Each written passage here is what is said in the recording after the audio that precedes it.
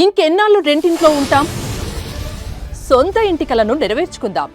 Suman TV biggest property expo October 18th, 19th HICC Novotel Hyderabad. ఇప్పుడే free entry కోసం call చేయండి. మానవత్వానికే మాటలొస్తే ఈ వార్త వినగానే మొగబోయేదేమో. మానవత్వానికే మనసు అనేది ఉంటే ఈ ఘోరం చూడగానే ముక్కలయ్యేదేమో. కేవలం ఆస్తి కోసం చనిపోయిన తల్లి శవాన్ని 3 రోజులు ఇంటి ముందే ఉంచారు. తల్లి ఇక లేదు అని బాధపడాల్సినటువంటి కూతుళ్ళు ఆస్తి కోసం ఏడవటం తీవ్ర విస్మయానికి గురి చేసింది. ఈ హృదయ విదారక ఘటన సూర్యాపేట జిల్లాలో చోటు చేసుకుంది.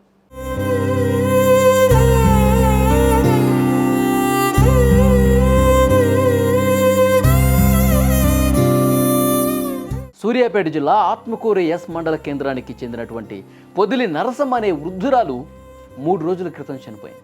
విషయం తెలిసి పుట్టింటికి వచ్చిన నరసమ్మ 2 కూతుళ్ళు అంత్యక్రియలకు ఏర్పాట్లు చేయటం మానేసి తల్లి దాచిన డబ్బు నగల కోసం వెతకటం మొదలుపెట్టారు. తల్లి మృతదేహాన్ని ఐస్ బాక్స్లో పెట్టి పంచాయతీ పెట్టుకున్నారు. తల్లి వద్ద ఉన్న 12 లక్షల రూపాయలతో పాటు 6 తులాల బంగారం కోసం గొడవపడ్డారు. నరసమ్మకు చెందిన 8 ఎకరాల వ్యవసాయ భూమిని గతంలోనే కూతుళ్ళు 2 కూడా చెరసగం పంచేసుకున్నారు. ఇప్పుడు డబ్బు నగల వాటా విషయం తేలే వరకు తల్లికి అంత్యక్రియలు చేసేది లేదు. ఇది కూతుళ్ళ పంతం. అంత్యక్రియల తర్వాత ఆస్తుల లెక్క తేల్చుకోండి బంధువులు, ఇంటి పక్కన వాళ్ళు వీళ్ళు ఎంత చెప్పే ప్రయత్నం చేసినా, నచ్చ చెప్పేందుకు చూసినా వినలా కూతుళ్ళు.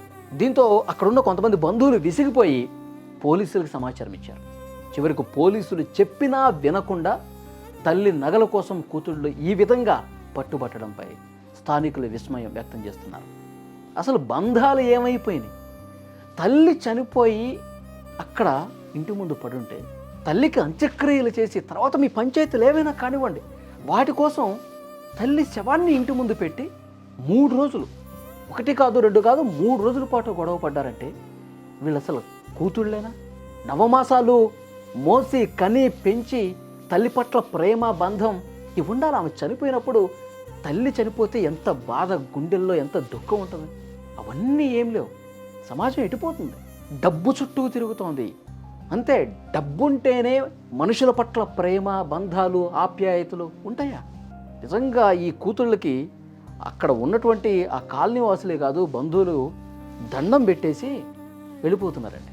ఇలాంటి కూతుళ్ళు కన్నందుకు ఏ జన్మలో ఏ పాపం చేసిందో పాపం ఈ అభాగ్యురాలు.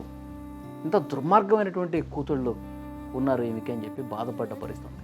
ఈ వీడియో చూస్తున్న వాళ్ళు స్పందించండి. ఈ కూతుళ్ళను చూస్తే, వీళ్ళ వ్యవహారం చూస్తే మీకేమనిపిస్తుంది?